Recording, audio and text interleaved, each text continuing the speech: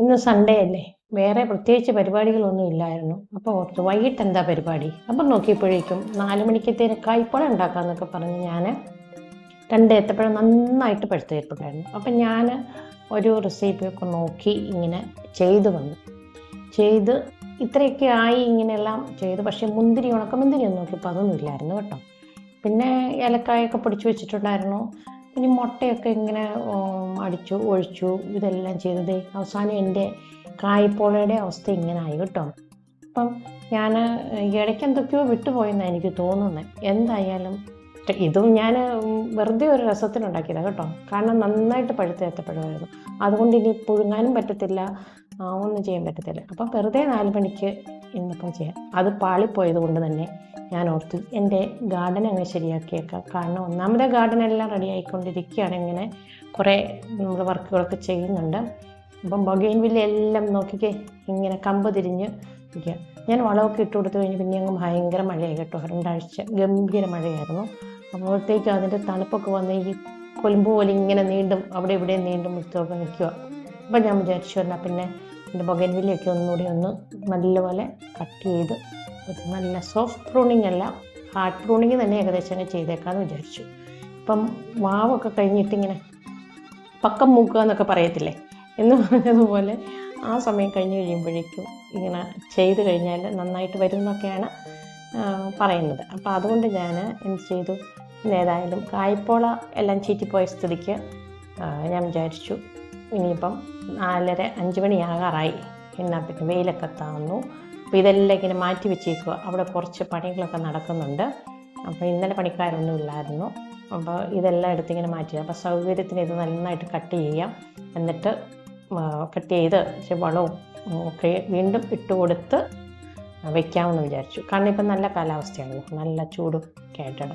അപ്പോൾ ഒരു കുറച്ച് കഴിയുമ്പോഴേക്കും നല്ല തണുപ്പുകളൊക്കെ വരും, നല്ല ബുഷിയാക്കാം എന്നൊക്കെ വിചാരിച്ച് ഞാൻ ബൊഗെയിൻവില്ലയിലേക്ക് മാറി കേട്ടോ. അപ്പം ഈ ബൊഗെയിൻവില്ലയിലേക്ക് മാറി ഞാനതൊന്ന് കട്ട് ചെയ്യാൻ നോക്കിയപ്പോഴല്ലോ ആ കട്ടി ചെയ്യുന്ന ആ സാധനം ഉണ്ടല്ലോ കത്രിക്ക്, എൻ്റെ ദൈവമേ അത് അനങ്ങൊന്നുമില്ല, ഒന്നുമില്ല. പിന്നെ അതിനേട്ടൻ അതിന് എന്തോ ഈ തുരുമ്പുവാനുള്ളതൊക്കെ ഒന്ന് അടിച്ച് ഏകദേശം എന്നാലും ഇടയ്ക്കിടയ്ക്ക് ഇങ്ങനെ നമുക്കത് ഈ നല്ല എളുപ്പത്തിലിങ്ങനെ കട്ട് ചെയ്യാൻ പറ്റുന്നില്ല.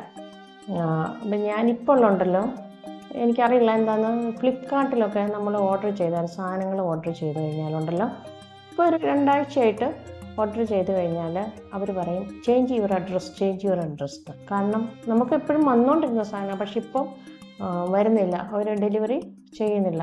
അതുകൊണ്ട് തന്നെ പല സാധനങ്ങളും ഞാനൊക്കെ ഈ ഫ്ലിപ്കാർട്ട് വഴി ഓർഡർ ചെയ്യുന്നത്. അപ്പം നല്ലതായിട്ട് തന്നെ അവരുടെ മാനേജ്മെൻറ്റ് നല്ലതാണ്. ഡെലിവറി ബോയ്സ് ഇവിടെ വരും. അപ്പോൾ അവർ എന്ത് സാധനങ്ങളും വിളിക്കുകയും എല്ലാ കാര്യങ്ങളും നമുക്ക് ഈസി ആയിട്ട് കാര്യങ്ങളൊക്കെ ചെയ്യാൻ പറ്റുന്നതായിരുന്നു. അപ്പോൾ ഇങ്ങനത്തെ സാധനങ്ങളൊക്കെ കുറേ ടൂൾസൊക്കെ എങ്ങനെയൊക്കെയാണ് നമ്മൾ ഫ്ലിപ്കാർട്ട് വഴി ഓർഡർ ചെയ്താണ് വാങ്ങിക്കുന്നത്. ഇപ്പോൾ എന്ത് സാധനം ഞാനാണെങ്കിലും ചുരിദാറിൻ്റെ ടോപ്പൊക്കെ ഒന്ന് നല്ലതൊക്കെ കണ്ടു, നല്ല ഐറ്റംസ് ഒക്കെ ഉണ്ട്, എല്ലാ കാര്യങ്ങളും ഉണ്ട്. അതുപോലെ തന്നെ ഇതുപോലെയുള്ള കത്രിക ഇതെല്ലാം ഞാൻ നോക്കിയിട്ട് ഒന്നും പറ്റത്തില്ല. അവർ പറഞ്ഞു ചേഞ്ച് യുവർ അഡ്രസ്സ് എന്ന് പറഞ്ഞിട്ട്. അപ്പം പിന്നെ അങ്ങനെ ഒരു ഇല്ല. ഇനിയിപ്പോൾ ഇത് വാങ്ങിക്കാനൊക്കെ പോകണമെങ്കിൽ നമ്മൾ പത്തനംതിട്ടയോ ഒക്കെ എവിടെയെങ്കിലും പോകണം. അതെല്ലാം നല്ല ടൂൾസൊക്കെ നമ്മൾ വീട്ടിൽ കിട്ടുന്ന പോലെ അല്ലല്ലോ എളുപ്പത്തിൽ. നമുക്ക് ശരിക്കും പറഞ്ഞാൽ ഫ്ലിപ്കാർട്ട്, മീഷോ, ആമസോണൊക്കെ നല്ല രീതിയിൽ നമ്മുടെ വീട്ടിൽ നമുക്ക് ഒരാഴ്ചക്കകമൊക്കെ നമുക്ക് കിട്ടും സാധനങ്ങൾ. അങ്ങനെ ഒത്തിരി സാധനങ്ങൾ ഞാൻ ഓർഡർ ചെയ്ത് വരുത്തിയിട്ടുണ്ട്.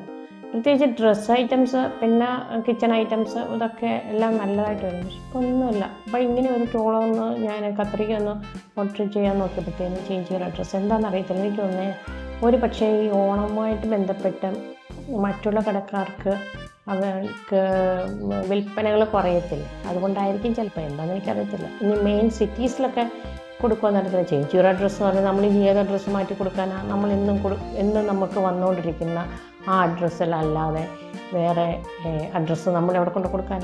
നമ്മുടെ റെസിഡൻഷ്യൽ അഡ്രസ്സ് അല്ലാതെ നമ്മൾ വേറെ എവിടെ കൊടുത്താൽ നമ്മളിവിടെ പോയാൽ വാങ്ങിക്കുന്നത്?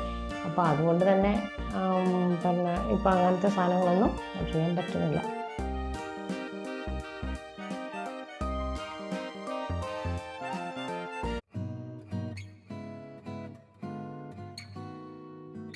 ഇനി ഹാർഡ് പ്രൂണിങ് ഒക്കെ ചെയ്ത് എല്ലുപൊടി, വേപ്പിൻ പിണ്ണാക്ക്, ചാണകപ്പൊടി, പിന്നെ കുറച്ച് മണ്ണും ഒക്കെ കൂടെ മിക്സ് ചെയ്ത് ചട്ടിയിലിടാം. കാരണം ഇപ്പം ചട്ടി നിറച്ചൊന്നും മണ്ണൊന്നുമില്ല കേട്ടോ, അര ചട്ടിയോളേ ഉള്ളൂ.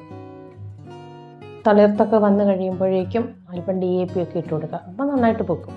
ബൊഗൻവില്ല ഒന്ന് പൂത്ത് കാണാനായിട്ട് ഭയങ്കര ആഗ്രഹം. കാരണം ഇത് പൂക്കുന്ന സീസണായി കഴിയുമ്പോൾ നിറയെ പൂക്കളാണല്ലോ, പിന്നെ അങ്ങ് പൂക്കൾ അങ്ങ് പോകും. പിന്നെ നമ്മുടെ കാലാവസ്ഥയും ഭയങ്കരമായിട്ട് മാറിയിട്ടില്ലേ, അപ്പോൾ അതിൻ്റേതായ ഇതുമില്ല. പിന്നെ ഈ ഗാർഡനിലേക്ക് നോക്കുമ്പോൾ പിന്നെ ഒരു സന്തോഷം എന്ന് പറയുന്നത് എനിക്ക് ഇനിയുമാണെങ്കിൽ ഒരു പൂവില്ല, അവിടെ ഇവിടെ ഓരോന്നൊക്കെ ഉള്ളൂ. പൂക്കളുണ്ടാകുമായിരിക്കും, എന്താണെന്നറിയില്ല. പക്ഷേ എനിക്ക് ഏറ്റവും വലിയ സന്തോഷം എന്ന് പറഞ്ഞാൽ എൻ്റെ ആന്തൂര്യത്തിലേക്കൊക്കെ നോക്കുമ്പം 4-5 പൂക്കളൊക്കെ ആയിട്ട് ഇങ്ങനെ നിൽക്കുന്നത് കാണുമ്പോൾ ഭയങ്കര സന്തോഷം. അത് മാത്രമേ ഉള്ളൂ ഒരു സന്തോഷം. പിന്നെ ഇതെല്ലാം ഇങ്ങനെ ഇടയ്ക്ക് പൂക്കൾ ചിലതൊക്കെ ഉണ്ടാവും, ചിലത് ഉണ്ടാവത്തില്ല. എങ്ങനെയാണേലും പല സൈസിലുള്ള ചെടികളുള്ളപ്പം അതിൽ പൂക്കൾ ഉണ്ടാകുമല്ലോ. പിന്നെ ഓർക്കിഡ്സൊക്കെ നമ്മൾ എത്ര നന്നായിട്ട് കഴിഞ്ഞ വർഷമൊക്കെ നന്നായിട്ട് നിന്നിരുന്നു, ഇപ്പം എല്ലാ എല്ലും തോലും തിരിഞ്ഞ് നിൽക്കുക. അവിടെ ഇവിടേക്ക് ഓരോ പൂക്കൾ ഉണ്ടായിട്ടുണ്ട് കേട്ടോ. ഈ പൂക്കുമായിരിക്കും. എന്തായാലും വളം കൃത്യമായിട്ട് നമ്മൾ ചെയ്തില്ലെങ്കിൽ ഒരു ചെടികളും നന്നായിട്ട് പൂക്കത്തില്ല. അതുപോലെ തന്നെ അത് നന്നായിട്ട് ശ്രദ്ധിക്കണം എല്ലാം. ഇപ്പോൾ അടീനിയത്തിലാണെങ്കിൽ ചെറിയ ചെറിയ പുഴുക്കളുണ്ടാകാൻ തുടങ്ങിയിട്ടുണ്ട് കേട്ടോ.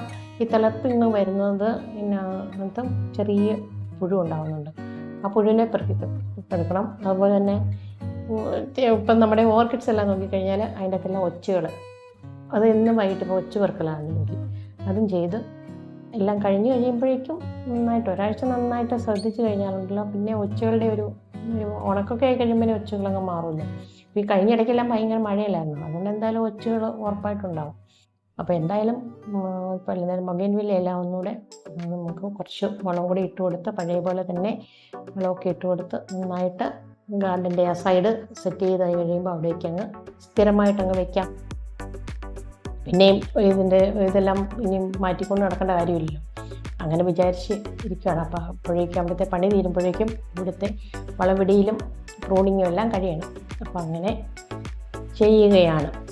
അപ്പം നിങ്ങളുടെയൊക്കെ ബൊഗൻവില്ലകളൊക്കെ ഇങ്ങനെ ഇപ്പോൾ ഉണ്ടാവുമല്ലോ, എല്ലാവരും തന്നെ ഇപ്പോൾ പൂക്കളൊന്നും ഉണ്ടായി തുടങ്ങി കാണത്തില്ല.